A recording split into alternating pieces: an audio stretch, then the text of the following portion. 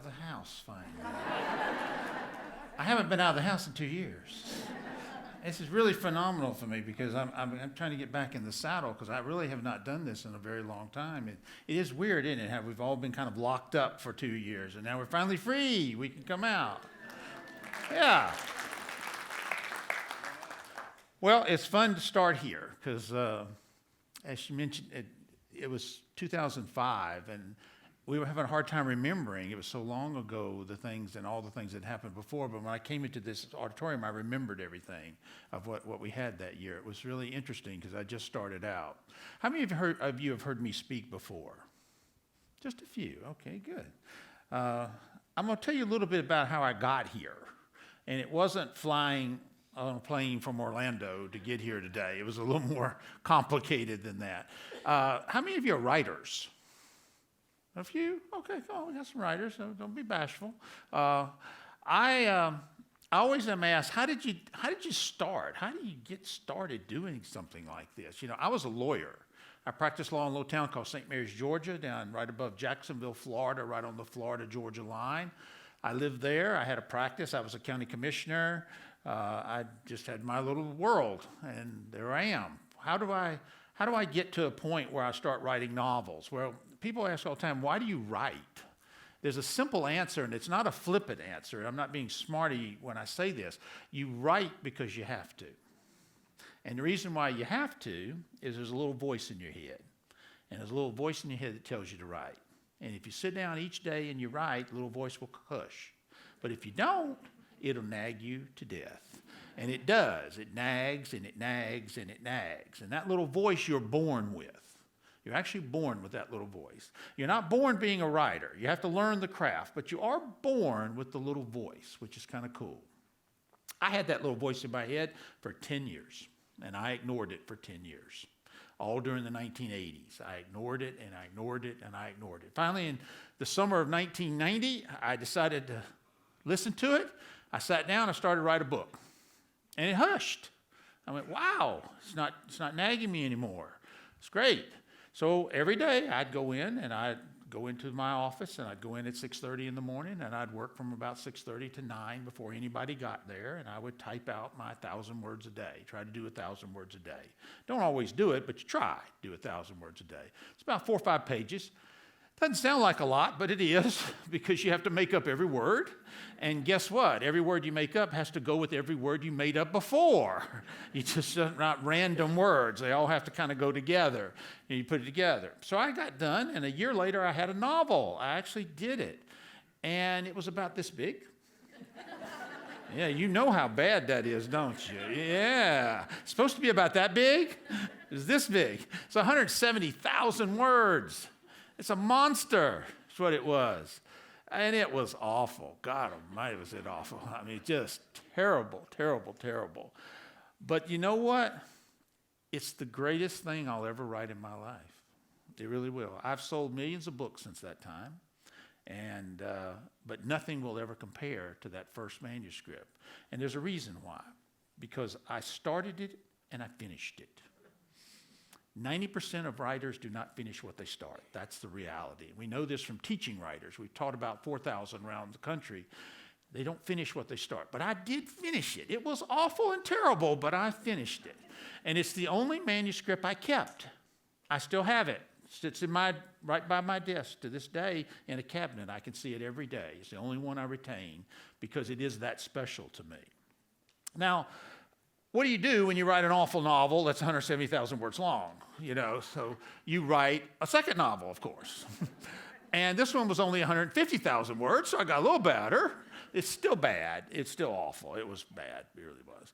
Third novel I wrote the third one, and it was about 120,000 words. Now, it wasn't awful, but it was still bad. So it went from awful to bad, which is a little bit of an increase. And then I realized something about writing that in my arrogance of the time, I didn't really understand. And that is, writing is hard. It's actually difficult. There's actually a method to this. There's a craft. There's something you have to learn. You just can't you're just not born with that in your head. You got to learn how to do it. You got to learn. Just like you're not born being a great golfer. You're not born being a great baseball player or football player. You have that innate talent inside you, but you've got to learn how to use that talent and how to put it together, make it work. So I went down to Jacksonville, Florida, and I got myself in a writer's workshop. Now, those of you who've never been in one, it's an interesting experience because you write a chapter and you take it to the workshop and you read it out loud and everybody destroys it. That's what they do. They just destroy it. They just take it apart, beat it up. It's terrible. You got to have a big, thick lizard skin to be able to sit there and take it. Now, you might ask, why do you do this? Because you're going to learn something from this. Here's the thing that I learned. No one can teach anyone how to write. It's not possible. I can't teach you how to write, but I can teach you how to teach yourself how to write. That I can do. And that's what a writer's workshop did for me. A writer's group did it for me. It allowed me to learn how to teach myself how to teach me to write. And about 75-80% of what you hear in a writer in that group, it was three ladies and myself. I was one of the girls, and I learned a lot about things I don't need to know about. A lot of stuff there because they were very free with me. I was like really one of them, and we got along great. But they all had their difference of opinions, and I had my opinion. And 80% of what they said though was garbage. You don't want to listen to it. You want to forget every word of it. But 20% of what they say is gold, absolute gold. Now, the trick is to get the garbage from the gold. How do you do that? Time. Time teaches you how to do that. The first year or so, you don't even know there's garbage and gold. About the second year, you begin to realize there's something there. The third year, you got the difference. By the fourth, fifth, and sixth year, I could pick the gold from the garbage. And I began to teach myself the craft of writing. During that time, I wrote a fourth, fifth, sixth, seventh, and eighth manuscript, 5 more, over a 12-year period. Over a 12-year period, I wrote 5 more manuscripts. I was lucky enough to get an agent, which is a miracle how I did. I still don't understand how I did it, but I got one in 1995. She took me on. She submitted those manuscripts to New York publishing houses. They were rejected 85 times. At that time, there were 17 publishers in New York. Multiply times 5, 85 rejections across the board. So you might say, how did I get here? And the reason why I'm telling you this story, because those of you who are writers, I want to give you a little hope here, because I'm kind of living proof that you can do this, that you can actually pull this off. For me, the world changed. That's what happened for me. Now remember, I'm writing action, history, secrets, conspiracies. They used to call that a spy novel. In 1990, the Soviet Union collapsed, the Berlin Wall came down, the entire genre of the spy novel died. By the mid-90s, it was gone. By 2000, it was dead and buried in the grave and forgotten. That genre had ended. Now, if you were John le Carré, or if you were Robert Ludlum, or you were Clive Cussler or something like that, you were fine because you already had your audience. But if you were trying to break in, forget it. They weren't buying those books. New York wasn't buying them. Then in 2002, a relatively unknown writer submitted a book to Random House, and Random House bought it. It was a book by the writer who basically his first 3 books were total failures, but the 4th book was a little different. It was fresh. It was something they'd not seen in a while, kind of caught everyone's eye. It was a little book called the Da Vinci Code. And now we know that now, but in 2002, no one knew what was coming. They just thought they had something kind of new and different. And what was it? Action, history, secrets, conspiracies. You see? So the spy novel went away, and this came, and they had a new name for it. It's called an international suspense thriller. So it has a new fancy name. You know, it gets a big fancy name, change it around. And for me, guys like me, I don't care what you call it as long as I can get in the game. Now, I was lucky enough that what Dan Brown was writing and what I was writing was the same thing. And I was a Dan Brown fan long before Da Vinci. I was the fan when the first 3 books came out, so I was aware of him. Of course, Da Vinci was published in March of 2003, went to number 1, stayed number 1, 2, or 3 on the New York Times list for the next 3 years. I came in September of 2003, and so we rode the coattails of Da Vinci, and Dan was very, very kind to give me a wonderful blurb I was the only book he blurbed for 5 years. He didn't blurb any other books. He blurbed mine, he stopped. He didn't do any more after that. And he called it My Kind of Thriller, which was just great. And we rode that. So the Amber Room came out, it did very well. The Romanov Prophecy came out, it did even better. Third Secret came and did even better. And then Templar hit. And the Templar Legacy is the first Cotton Malone book. And that's the one that kind of changed everything for me. That's what altered. Every writer has a breakout book. For Dan, it was his fourth book, the Vinci Code. For me, it was my fourth book, the Templar Legacy. And since then, it's just sort of grown and grown and grown. And you say only in America could it happen. It's just amazing. Remember, I couldn't give away a manuscript. 85 rejections, and now we have 25 million books in 50 countries around the world, which is just amazing. And you got to pinch yourself all the time, that could happen. So I'm kind of living proof. I tell people all the time, I may not know anything about writing, but I'm a world-class expert on rejection. And under that, I know everything about rejection that you can possibly have. But the good thing for me is I didn't quit. I stayed around. I always say it's like I went to the stadium, I went down on the field, I had my bat, my ball, and my glove, and there's nobody there. And I stood there for 12 years. And one day they all came back to the stadium. Everybody came back with their bat, ball, and glove, and they said, "We're ready to play now, you want to play?" And the only thing I can say for me is I didn't leave that field. I stayed there until I caught a break one day when Lady Luck gave me that break. And I've been fortunate with 16 Cotton Malone books. He's an interesting character. He came to me in Copenhagen. I was there in 2002. When I found out that the Amber Room had been bought, it was in May of 2002, and I was in Copenhagen just on vacation there. And back then, you got faxes. We didn't have, this was before smartphones. So you got a fax, and I came back to the room, and there was a fax there saying Random House had bought 2 novels, which was quite, after 85 rejections in 12 years, you might say, well, what do you do at that point? I just sort of sat on the edge of the bed and just said, damn, I did it. I actually did it. I can't believe it after all this time. It becomes a little anticlimactic after a while, but you're still very happy inside. You just kind of go like, wow, this has been a long time happening. And so I went that night, and I had a nice meal, and the next day I was sitting in the Café Nordon, which is there, and used to be. It's gone now. Unfortunately, it closed recently. It's all gone now, the cafe. I was sitting there in the Café Nordon in High Road Plods, which is a square. Lovely evening. The windows were open. It was beautiful outside, and this guy popped in my head. Retired Justice Department agent, lives in Copenhagen now, runs an old bookshop, gets himself into trouble all the time. He's going to have his shop right over there. It's a Danish porcelain shop is what it is in reality, but I made it his bookstore. He's going to be right here. I wrote it all out on a napkin, and I went back home and I wrote the Templar Legacy and created Cotton Malone. Now, that was kind of bold because I had already started a novel with the character Cotton Malone, but he wasn't anything like what I just told you. He was completely different. And I'd written 30,000 words of that novel. I went back home, I threw those in the garbage and started over. Now, throwing away 30,000 words is a big deal.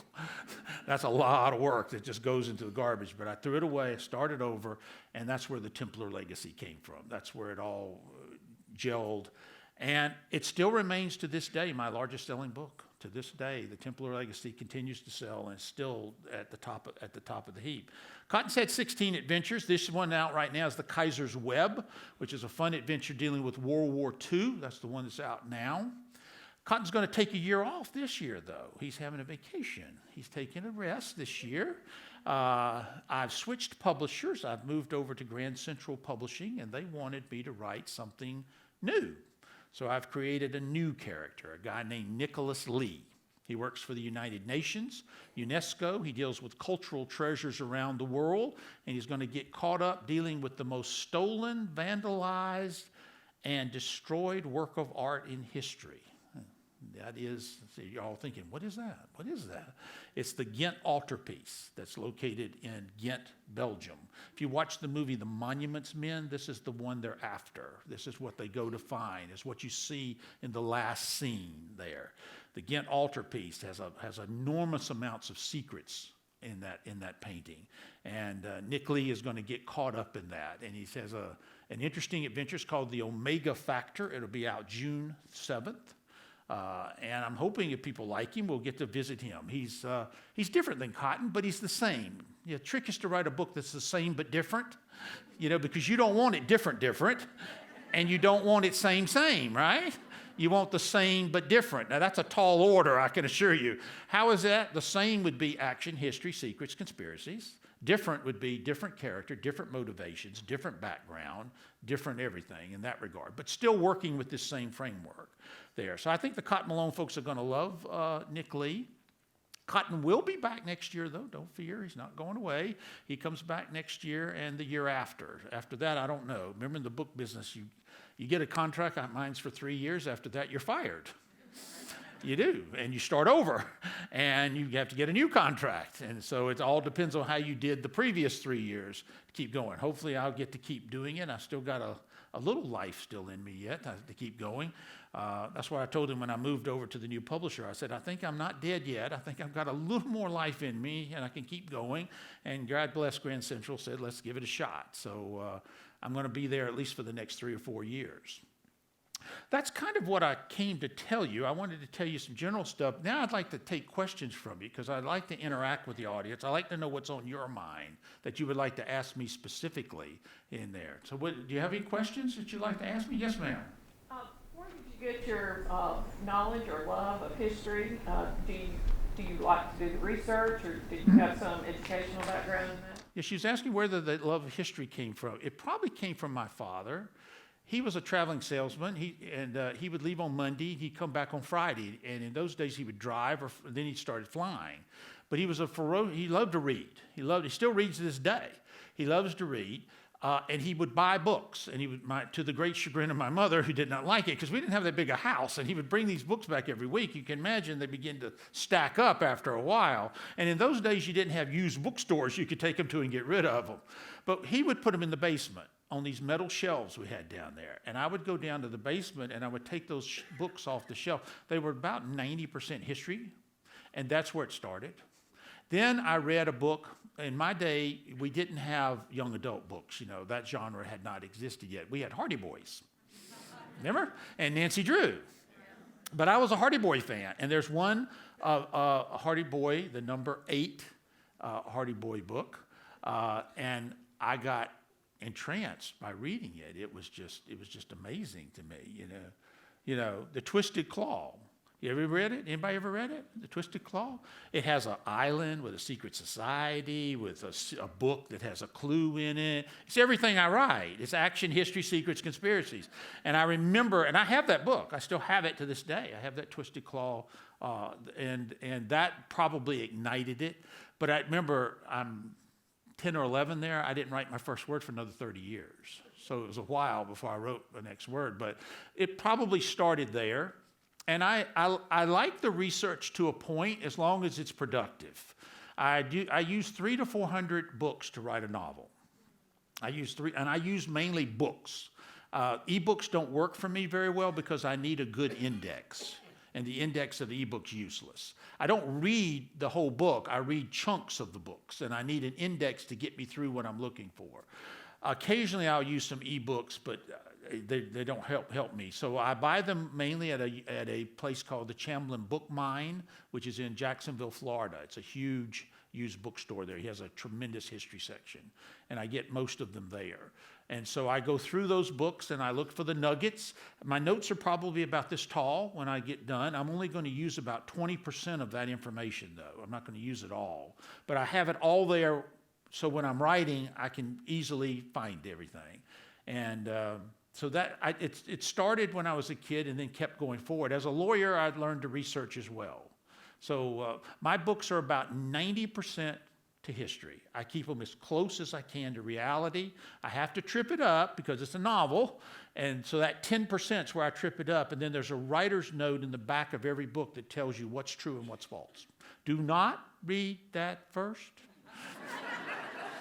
Lady wrote me a terrible email, cussed me out. Why did I put it in the book? Ruined the whole thing for her. Of course, I wrote back and said, why did you read it first? It's in the back of the book for a reason. When you're done, read it. It'll fill in the gap for you. But I keep my books about as close to reality as I can. That's the niche I've kind of carved for myself. Yes, sir. Did you create Cotton Malone knowing that he was going to be a series? Well, we wanted Cotton Malone to be a series. That was the wish. So yes, but I wasn't arrogant enough to think that would actually happen. So the trick was to write the first book and see what happens. I had an idea for the second book. I was ready to go with the second book, but it could easily have been something else if I had to. So I had a backup plan. I was fortunate that Templar did very well. It was my first book to go in the top 5 on the Times list. So I got to number 4. There was another book that came out at the same time called The Last Templar.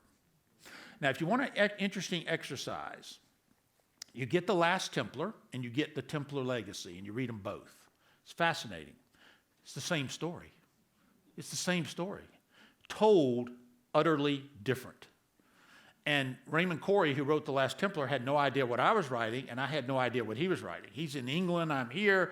There was nothing between us. We just wrote the same story, completely different. So it's an interesting touch. And we had a dueling Templar fight on the New York Times list. We did. We came out at the same time. In fact, he stole my cover, by the way.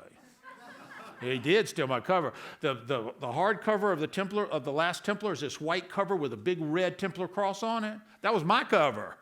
They took our cover, put it on his, and came out a month before me, trying to get a jump on it. That's fine. It's the American way. I got it. We changed our around. We went back and forth, but I beat him. I was number 4, he was number 5, and I outsold him here too. So he probably did better for me. He probably did better on me internationally at that time. He was very popular. But it's interesting exercise to see 2 writers write the same story from completely different ways. But that's how, I wanted Cotton to catch on. He did. Then we followed up with the Alexandria link, and we just kept going after that. So we were fortunate that he caught on and people loved him. And by the way, you don't have to read these books in order. There's no requirement that I write the book so you can skip around. You can do it any order you want. Yes, ma'am. How do you go about constructing a plot? Do you start with the end in mind, or do you let the voices of the characters talk to you, or how do you go about it? She says, how do I do the plot? Well, here's the thing. I get asked all the time, where do you start a novel? There's a simple answer to where you start a novel. You start a novel as close to the end as possible. Now, what does that presuppose? Got to know the end, right? Now, you don't have to know every detail of it, but you need to know generally what's going to happen here. So I do get the end. I do. I have the end of where I want it to go. Then I get as close to that moment as I can get, and for me, it's between 24 and 48 hours of that time period. Most of my books, only one book of mine, The Charlemagne Pursuit, took a couple of weeks, and that's because there was a lot of travel between Antarctica and other places that took time in there. But most of my books are between 24 and 48 hours. So I get as close to that moment as I can of that ending, and then I start the novel at that point. Now, I don't have the whole plot. I wish I did. That would be just lovely. And if I had the time, I would love to outline the whole book before I wrote it, because I did 4 that way, and it is much better on your brain to do it that way. But unfortunately, I can't anymore. So what I do is I plot about 50 pages ahead of myself, 50 to 100 pages ahead. So I plot ahead, and then I write. I plot ahead and write. The problem is you write faster than you plot. So you always catch up to yourself, and you always get yourself in a mess. And see, I have to deliver a book in 1 year. I have 1 year delivery, so I have to do it. Luckily, during those 12 years of rejection with those 8 manuscripts I told you about, I taught myself to write a book in a year. That's one of the skills I taught myself, because I knew if I ever got published, they'd want a book a year. So I taught myself how to get one in a year. So when the time came, I could easily produce a book in a year. So I try to plot ahead as best I can, but I catch up. Like right now, I'm in a mess. I'm 60% into the book, and I don't know where I'm going. I know where the end is. I know where I want to be, but I have no idea to get from this point to there. I have no clue. It'll come, but I just don't have any clue. If you could outline first, you'd solve all those problems. It'd be better. So I recommend to writers, when you first start, plot the book all the way through before you write a word. And I did that for the first 4. And then you'll learn to kind of do it by the seat of your pants the way I do it now. But it's just time. I just have to deliver it and get it done. And after you've done, I've written 25 manuscripts. You do get a little bit of a feel for it, so you can dig yourself out of the holes. I get frustrated. Elizabeth, my wife here, will always tell me that, it's your own fault. You dug your own hole. And, and I got down in there with a backhoe and I dug it as deep as I could dig it. So she says, you just got to figure out how to get yourself out of it. And I usually do get out. Other questions? Yes, sir? You touched on this a little bit. Did your education and training as a lawyer help you in writing your books? Did it help me? No. No. And here's why. When you, as a lawyer, we're taught to write a certain way. And the way is to say something over and over and over until it's true. Or at least until I convince you it's true, okay? And that's true. Repetition is very important in legal writing, very important. In fiction, that is the kiss of death. You do not want to do that. You want to say it one time in fiction. So that's why the first manuscript was 170,000 words, because I said it over and over and over and over again. And literally, if you read the book, you'll see it. I say things over and over and over, because that's the way I was taught, is to write, because I'm trying to convince you. Legal writing, the object of legal writing is to persuade you.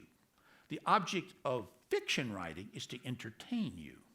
Now, those are two entirely different things, and they're both worthy. You just don't want to mix them. So it took me about 6 years to get the legal writing out of my writing during that time when I was teaching myself how to teach myself how to write. I got that out of my system. And I quit. In the last 5 years of practicing law, I stopped writing like a lawyer, and I wrote my stuff like I do now. I wrote in active voice.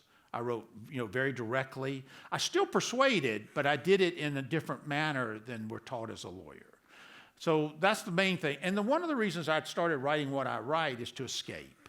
I was basically a divorce lawyer. I did 10,000 divorces in my time, and I did criminal defense. I was a trial lawyer, so I did everything in court, and so I saw people at their worst. So my books were a way to escape that, to get away from it, to do something different, to forget those troubles for a while. And that's one reason why I enjoy them. And I still like that. The greatest compliment you can give a writer is when you tell them, I read your book and I forgot the world for a little while. And I enjoyed what I was there and I loved being there. That's the best compliment you could ever give a writer. Other questions? Yes, sir. Yes, ma'am? Why did you change publishers, and how different is it in the publishing world as far as what they do to support you in your books when you release them now versus what they were when you began? Well, when we began, we didn't have eBooks. So eBooks changed everything. When I began in 2003, we had hardcovers and paperbacks, and books were sold in bookstores. You didn't have box stores. Amazon had just begun, and it was a very small thing at that point. It was a whole different world back then. And then the e-revolution came in 2008. It went for 08, 09, 010, and the ebook won the revolution. So it altered the course of everything. The e-revolution did. I switched publishers. I was with Random House for 13 books. Then I moved over to Minotaur Macmillan, and I did 7 books there. And there's a real simple reason why I moved: money. They offered me more money to write books over there. So I would have been silly not to go. So I went. Why did I move from from Macmillan to Grand Central? I really loved being at Macmillan. It was a wonderful place. I'd stay there forever. But I wanted to try to do something a little different. I wanted to kind of put a little jump start in there. And they were kind enough to let me go out and see what the world would wanted. And Grand Central said they'd like to take a crack at me. So you get new enthusiasm is what you get. And so there is an enthusiasm there. Let's promote things. Let's do things differently. Let's step it up a little bit. And that's always good. You always want to be wanted, right? And Macmillan wanted me. It was great. It just wasn't the same. Where you have fresh new ideas, fresh new everything. And so I went over there and I would see what I can do, if I can step it up a little bit more. One of the things they did want, if I came over though, they wanted to stand alone. And that's why Nick Lee is there, so they can start fresh. And so promoting books today is very different than promoting books 10, 15 years ago. It's very different than promoting books 2 years ago, to be honest with you. It's very different. It's really tough out there. I'm fortunate that I have a readership. So I have an audience that we can market to, and that makes it a little easier to pull it off. But we're hoping with Nick we can pull in some new folks. Other questions? Yes, ma'am? Who do you read for fun? Well, I don't get to read a lot of fun because I'm doing the research, but I'm a thriller junkie. I'll read, Lee Child, James Rollins, Baldacci, Cussler. Yeah, I mean, I'm a thriller junkie. So yeah, I read 4 or 5 books a year for fun. I mean, it's just the time's not there anymore to do it, but I do read occasional biography or something that, it's not really I'm writing about. That's interesting, but I read so much for the research, I don't get to really enjoy it like I used to. Yes, ma'am. Well, can you plot out the year for us? You say you write a book in a year. I mean, is that, research writing? Yeah, well, it's 18 months start to finish. What happens is 6 months into the book I'm writing before, I start the research and initial outlining of the next book. So I'm still writing this book. I'm about halfway done with it. Like right now, I'm halfway done with the book I'm working on. I'm about to start the research and the outlining of the one I'll do next. And I'll play with that over the next 6 months. So that when I'm done with this book, I can start that book right then. And I'm ready to go. And once I start, I've got 12 months of writing ahead of me and additional research as I go. So it's an 18-month process start to finish, overlapping is the way it does, overlapping. So you just have to be organized and compartmentalize what you're doing. It actually offers a little bit of a break because when you've worked on this book for so long, you kind of get sick of it. And this offers something new to play with while you're still finishing this book. So it's about being organized and to keep everything. And I guess being a lawyer helped a little bit with that too, because I had 150, 200 clients at all times. And you learn how to compartmentalize those and keep those, where they need to be. So the same with the books. Other questions? Yes? Yes, ma'am, right here. Yes. Yeah. How has Audible books into your... Audible Books has been a wonderful thing because when Amazon bought it, I don't know if you know that Amazon owns Audible. They bought it, they made it for the masses. Remember, audiobooks were so expensive. They were like $35, to buy those CDs and all that. I never understood why they were so expensive because those CDs don't cost that much, but they were very expensive. Audible has brought that down to reality now where you can get books on a mass scale at a reasonable price and subscriptions and everything. And the audio portion of the business has gone up. It used to be maybe 5%. Now it's probably 10, 15%. It's gone up a little bit. So you get a little more of the market share there now. And they do Audible originals too, which are interesting as well. So it was a good thing that Amazon bought Audible and popularized it and made it where it's available to everyone. The price of audio has come down dramatically. Other questions? Yes, sir? Yes, sir? You mentioned that there were lots of books that came out about the Knights Templar in the early 2000s. I've had this book of yours for a long time, and there was a review. The Master of Cabal asked the editor, why should anybody read this book when there were so many other books just like it? So he asked him a lot of questions. Well, does it fit the code of Da Vinci? Does it have Christianity? Does it talk about the knights? But after all of that, the final result was, it's a great book. Everybody should read it. Well, that's very nice. Thank you. Thank you. I didn't know where that was going, but it went great. It went great. That went great, yeah. Thank you. And it was one of my religion books. I've done 5 religion books, Templar, Alexandria Link, Malta Exchange. I'm going to have a hard time with this. Third Secret, Lincoln Myth, too. Yeah, because they all deal with different. Lincoln Myth deal with the Mormon religion. Alexandria Link was Jews and really, yeah, just and Judaism in Alexandria Link. Malta Exchange did back to the Catholic Church. Can't have ever gone wrong with them, but deal with a different aspect of it. In 2006, when I wrote that book, that was kind of hot. all that was kind of hot. It's kind of calmed down now a little bit. You don't see as much of that anymore.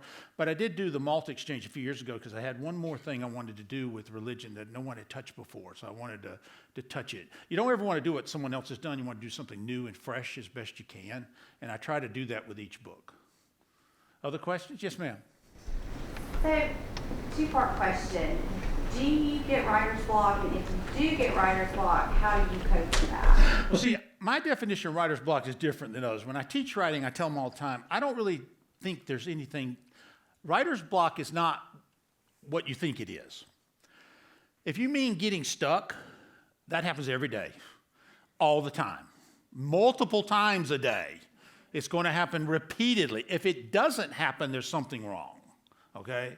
So getting stuck is not really writer's block. To me, writer's block is when the little voice in your head goes silent and quits telling you to write. And I know writers that's happened to, and you're done. You're done. There's no more you can do. You're finished. Because the little voice is what's driving you to keep going. The little voice goes silent. That, to me, is really writer's block. Getting stuck is normal. You just figure out how to unstick. For me, it's just put it aside. Go do something else. Just get your head clear. Go somewhere. Go walk. Do something. Just don't sit around and obsess with it. It will come. Usually for me, if I go play 9 holes of golf by myself, really it works for me because I play by myself 95% of the time, and I don't know why, but out there, it'll just clear up. It'll clear up and go away, and I'll say, okay, I'm ready now, and go back and go. Let's go. So you find, I know Dan Brown used to hang upside down. You know those things where you hang upside down? He liked to do that. I know writers who play tennis and clear it. It's just you find something that will clear your brain and reset it, and it'll come back. But when the voice stops telling you to write, then that to me is the real writer's block. Other questions? Yes, sir? How much time do you spend traveling to like the geographical? Yeah, we do. We usually visit most of the places in the novels. Exceptions have been China and Antarctica. But I had a friend of mine do both of those, and he took a lot of pictures and brought them back to me. I wasn't able to do either one of those. We want to go to both, but we couldn't when I did those. There's usually one trip per novel, and the reason why there's a trip is because I can't find what I'm looking for in the books. 300 books, it's not there. It's just something's missing. It's not there. Now, what is it? I don't know. If I knew, I wouldn't have to go look for it. I'd already know. So I have to, one day I walked in, Elizabeth said, Elizabeth, we got to go to Jamaica. And she said, really, darn. We do? I said, yeah, but we're not going to the beach or anything. We got stuff to do. We went down there. We spent 5 days in Jamaica. We set foot on the beach for 2 hours the last afternoon we were there. But we were in the rainforest. We were in Maroon Country. We were down in Kingston. We were Spanish Town. We went all over, and I was hunting for what I needed for the Columbus Affair, and I found it when I was there. I didn't know what it was. I knew what I wanted it to be, but I found it when it was there. And that novel came together while we were there. Same with Charlemagne Pursuit. I said, we got to go to Aachen, Germany. She said, well, that sounds good. I don't have any idea where it is, but it sounds great. We went. It was 20 degrees, middle of winter, but we spent 4 days in the cathedral there, and I finally found what I needed to write the Charlemagne Pursuit. So there's a trip that we got to do if I can't find what I'm looking for. Now, unfortunately, the last 2 years, we haven't been able to go anywhere. But luckily, I was ahead of myself. I had done research ahead of myself. I need to go to Romania because I want to write a novel on Romania, and we were supposed to go in 2020. I don't know if any of us are going to be able to go now for a while, but considering what's happening on their borders. But I'm hoping by next year we'll be able to go over there because I want to write a novel there, and I need to go see that country because there's just nothing on it. They just don't write much about it, and I need to go over there to find it. So there's always this little hunt that we have to go on. It's stressful because we set a time, usually 4 days, and we set it, and we got to go. We got to find it. Let's hunt for it. And we've been successful. We found it most of the time. And she keeps me, I get frustrated. She keeps me from getting frustrated. And then she leads me to the nearest Prada store or Louis Vuitton or Chanel for her payment for being so patient and doing that. And she knows I'm in a weak moment there because I've actually discovered something. So we usually have a little bauble that comes home with us there. The muse has to be paid. She does. Other questions? Yes, ma'am. Do you still have the same agent? I do not, no.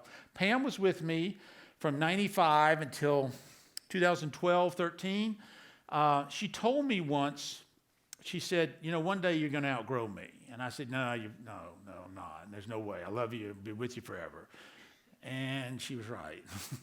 And that day came, and it was just, it still hurts to think about it. Now, we're very good friends. We still are very good friends because we had it. She looked at me. She said, I told you this day was going to come. And it was there. So I had to switch to an agent with a little more firepower. Pam's a single agent. She's great when you start out. She's wonderful for you first starting out. She did wonderful for me. But once you get to the international scene, she doesn't have that reach. So I went to Writer's House, and I'm with them, and I've been with them since. But she still gets 15% of my first 10 books for the rest of her life, and God bless her, she earned every penny of it, every dime. She can have it forever. She was wonderful. She took a chance on me, and but at some point, you had to make the hard call. And God bless her, she said, no, I knew this was coming. You're the one that said never come, but it did. So it's one of those good problems that are terrible. The solution was. But as I said, we worked it out. We do great. And I've sent her many new clients. She has many new clients and still does very well. Yes, sir. First of all, I want to say the Hardy Boys was my epiphany for a passion for reading. Mm-hmm. What Happened at Midnight would be my book. Yeah, I know that one. But my question is, in your typical work day, how does that flow for you? How long do you typically work per day, and what's the breakdown between research and writing? Hasn't changed a lot. Now, when I was a lawyer, I would go in at 6:30. I'd work from 6:30 to 9. So no one actually ever saw me write a word. When I first published my first novel, The Amber Room, everyone in town went, huh?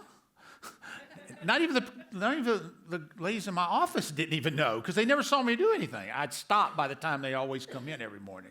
So I would work there and do my 1,000 words. Now, once I got published, I did 7 novels still as a lawyer. So I would write during the morning, and then I'd write during the day too. I learned to write in a law office, so I learned to write with constant interruptions. And I like interruptions. In fact, if it's perfectly quiet and dead still, I can't stand it. I need chaos around me to be able to do it, because that's how I learned to write, is in the office.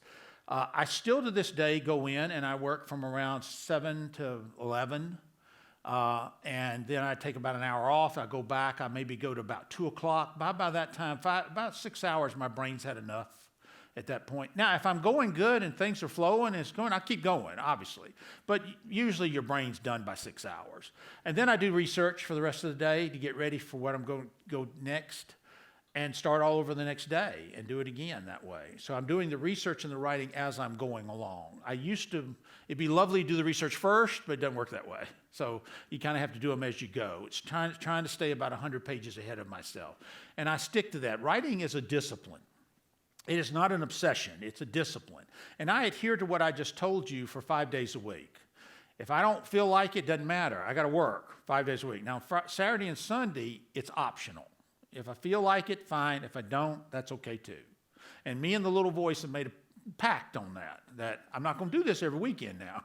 I'll do it some, and I do it when we feel like it. And the little voice has said, okay, fine, we're cool, as long as you do it those 5 days. So I try to adhere to that 5-day rule, but I probably work 6 days a week is what I usually do, and play with it. I've found lately I can go a little longer. I can come back to it in the evening for about an hour or so, where I didn't used to be able to do that. So I can do a little in the evening every once in a while, particularly editing. The way I edit a novel, so you understand, is I write 50 pages. I edit 50, I write 50 more. I edit 100, I write 50 more. Edit 150, I write 50 more. And I keep going like that. So by the time I get to the last 50, I've done the first part about 20 times at that point. And when I'm done, I've read the novel about 50 times when I'm done, over and over and over again. And if you want to know how horrible that is, get a book and read it 50 times. And pay attention to everything you read in those 50 times. You'll learn. I don't ever like to read my books anymore because I've read them 50 times. I want you to read them, but I don't want to read them anymore. I've been through them. So I stick to that discipline to churn out that book in that 12-month period. Other questions? Yes, ma'am? How You decide what conspiracy theory you're gonna write about. Well, the trick is to stay 2 years ahead of myself. See, I'm writing the book right now you're not going to read till 2024. So I have to figure out what you're going to find interesting 2 years from now. And I got to be careful not to be too topical because world changes and things change. So I can't be too topical, but I also can't ignore what's going on around us either to some degree. So I have to try to find something that interests me because I've got to spend 18 months with it. And then I got to make sure that you're going to like it too. It just can't be, well, that's really cool, I want to do it. It's got to be something you're going to enjoy and you're going to find interesting. And I've been fortunate that I've guessed right so far. I haven't really had a complete dud, where I've just missed it all the way around. So it's just a matter of just picking the best you can. Like I said, this book coming up deals with the Ghent altarpiece, which I thought was just fascinating. People don't know much about it. They've heard about it. They saw it in the movie, but they don't really understand what it is. It's probably one of the greatest works of oil paint ever created by man is the Ghent altarpiece. And it's loaded with symbolism. It's loaded with all kinds of stuff in it. That's fascinating. And so I was hoping that people would draw on that. Next year's book is for the Cotton Malone's coming back next year. It's called The Last Kingdom. It deals with Ludwig II in Bavaria. Have you ever been to Bavaria with the castles there, Neuschwanstein and all that? He's just a fascinating guy. So I try to find something that I think you're going to like. And it's also got to interest me as well. Other questions? Yes, ma'am? What's your favorite book that you've written? My favorite book? I love all my children. I love them all equally, and I really do. I mean that. If you ask me what's the best book I've ever written, I would say the one I just finished. Because if a writer doesn't say what they just did is the best work they could do, something's wrong.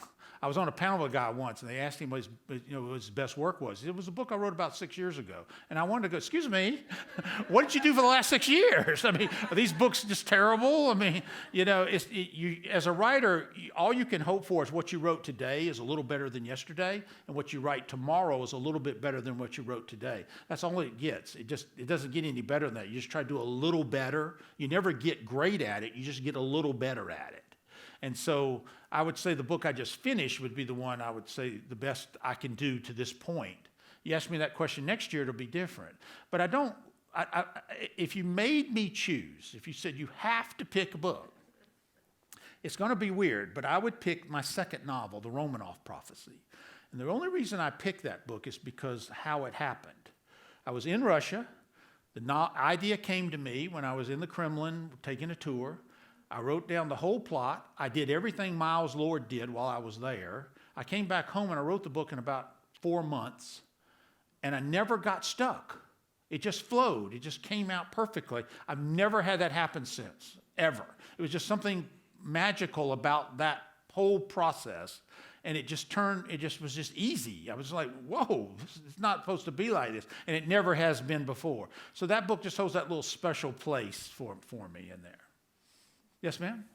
I'm a writer also, and I was going to just pick your brain a minute about this. I feel like a lot of times I write in my head. Mm-hmm. There's stuff just going on constantly. Absolutely. Before it actually gets down. Absolutely. Oh, I'm doing it right now. And she knows when I'm doing it too, because she knows a writer spends 90% of their time thinking about what to write and 10% of their time actually writing it. That's the truth. And I will actually plot standing up here. Things will be running through my head. One night I was stuck and it hit me how to fix it right in the middle of talking here. And she looks up at me and she knew I had lost my complete train of thought. And she started mouthing off and I said, okay, I got it now. I know what you're doing. But I think about what I'm writing all the time. All the time. Yes, that's a good sign, by the way. That means the little voice in your head's working. Everything's going good. I constantly plot and all the time. So there's nothing wrong with that at all. So I guess my problem is that it's finding that one thing to focus on. Yeah, you will. You'll get to where you'll figure it out. You'll go, no, because you're teaching yourself the craft. And as you teach yourself the craft, you'll begin to hone down what works and what doesn't work. Unfortunately, there's only one way to learn how to do that. You know what it is. You have to do it. You have to just do it. And as you do it, you'll get, like my plotting today is much faster than it was 10, 15 years ago. Much faster. I've learned how to say, no, that's not going to work. I know that I could see that's not going to work. No, that sounds really cool and I really want to do it, but it's just not going to work. So just get it out of the way and keep going. You'll do that from practice. Just practice. Yes? Have any of your conspiracy theories come to fruition? Well, it's been scary. Third Secret was the interesting one because the book had not come out yet. And, John Paul dies. And we're watching on television and they elect a German Pope. That's exactly what's in the Third Secret. Pope dies, German comes in, the whole thing. It was like really weird. We were sitting there watching this thing like, wow, where did that come from? I've had that happen a couple of other cases, some of the other plots I've had, just little aspects of it that become reality, which is a little bit frightening sometimes, but it just luck, really. It just kind of comes out and works for it. Or are you psychic? I don't know. We use that in the PR that I'm psychic, but it doesn't work that well. I think I just I think that's sort of a good guess. Now, a German being a pope, remember, German had been pope for 1,000 years, so that was something really weird how that came out and how it played out. There were some other similarities in the novel that played out in real life as well, which is kind of interesting. That's another one of my religion books. Other questions? Yes? With your historical perspective and worldview, I was wondering if you might have any comments on the Ukraine and where you think Putin will fall. Well, it's interesting you asked about the Ukraine. It's going to change a lot of things, and particularly in the thriller business of where we're going. We have to see how this plays out. How far does it go? Does he go through Ukraine? Does he take Moldavia? Does he, where does he stop? Where's he going to stop? Of course, if he crosses the Romanian border, that's World War III, because now you're in NATO. Now you've gone into NATO. So there's a point you would think he's going to stop, and I think I don't think he's that foolish to start World War III, but it'll play out. My Romanian novel was going to deal with Russia and Romania and some pressures that were going to be put on them. So I'm waiting to see how this is going to play out, because I won't actually start writing that book for a while, and I'm going to see how it goes. So what's going to happen there is going to determine how that novel plays out. So I have to be careful. I want to be topical, but not too topical, because that novel won't be published till 2025. So who knows what's going to happen between now and then. I don't want to have to rewrite it either. I want to write it one time. So it'd be interesting to see how it does play out, how this goes. Yes, ma'am? Yes, sir? You've worked some with co-authors. How do you do that? Well, I did. MJ and I did the Cassiopeia Witt novellas. There's 4 of those novellas that her and I did together, so you can learn more about Cassiopeia Witt, who is Cotton's sort of love interest. I'm doing 3 books coming up in 24, 5, and 6 with Grant Blackwood. We're doing Luke Daniels books. Luke Daniels is the younger character in the Cotton Malone series. He's going to have his own series. So it is interesting. Way I do it is I ask the co-writer to write the first draft, because that's what I don't have time. I plot it. I help develop the idea. I help lay out what we want, how we want it to go, but the co-writer writes the first draft, and I take it and sort of bring it into my voice. They do the best they can, but then I bring it into my voice, and I go through the whole thing start to finish. So that's how I like to do it. And it's worked out well. I mean, with the Cassiopeia Witt novels, and they're just novellas. The full-length novel is a little bit different. He's working on that first draft. I should have that here very soon, the first draft of the first book. So I'll start going through and putting it together. I have a lot of stories in my head. I don't have time to write them all. I need some help. So if they can help put that first draft together, I can then take it from there. Speaking of Cassiopeia Witt, her castle. I assume that you visited that. I have not visited the real one. There's a real site in France, and I want to go. Is it cool? I want to go see it. I do want to go see it, because I modeled it right after that. And set it near there, too. In the reality, I put it near there. So Cassiopeia Witt is Cotton's love interest. She's building a 13th century castle from scratch using materials and labor and tools from the 13th century. And they're actually doing that in France at a location there. And that's what I used and modeled after it. But I am going to go see it at some point. I think we got time for a couple more questions. Yes, ma'am? How do you name your characters? Well, different ways. Cotton Malone was a name I came up with, but it wasn't me. It was one of the ladies in the writers group. I named him something else, and she said it was the stupidest name she ever heard. And so I said, well, what do you want to call him? She said, let's call him Cotton. I said, done. I like it. That's good name. A lot of the characters in novels are named after people I know. And it's fun to do that because some people they like to do it. So I do a lot of that. It's folks I know. It's a really, really, really bad character, though, doing really, really bad things, I just make the name up. Even though I had a couple exceptions, like in the Charlemagne Pursuit, the bad guy's named Charlie Smith because I needed a plain name like that. And there was a lawyer in town, Charlie Smith, and he wanted to be the baddest character in the novel, so I made him the baddest character. No. Next year's book's kind of fun because it has the builder of our house, the tile man, the trim carpenters. I mean, I used everybody who worked on the house. They're all characters in the novel, and they're going to enjoy that. So I do that a lot. I'm careful with it. I get people who are good sports and who want to do it. If I'm going to be a character, by the way, I want to be a bad guy because that's the most fun. You have the most fun. And you want to be a character that ever make a movie, they're going to use that character, It's not going to be thrown away to the side. They're definitely going to be in the movie. So that's how I pretty much do it. I don't, probably 75% of my characters are named after people now. I'm pretty good about doing that. I like to do that. People enjoy it. It's fun. One more. Yes, ma'am. Yeah, so my name. Oh, okay. I'm just teasing you. I love being the next one. Okay. Well, you never know. I have people at signings all the time when I sign their books and I see the name. I say, that is a really unusual name. And I do write them down. Okay, so write down What? Elaine first. Elaine? Elaine's not bad. Yeah, that's another thing about naming characters, like your protagonist. You want to have a quick name. Quick name rolls off really fast, like Nick Lee. I mean, Nick Lee just rolls off. So there's a trick to it, and you have to also be careful. This is what hurts me, too, when I name after people, because you don't want those characters all to be named with the same letter, like too many M's, too many whatever, because you begin to confuse them. So I have to be careful about that, too, because I don't want you to confuse the characters in any way. This has been fun. I've got back in the saddle here. I got to do it. Thank you. Thank you. New book will be out on June the 7th. June the 7th it'll be out.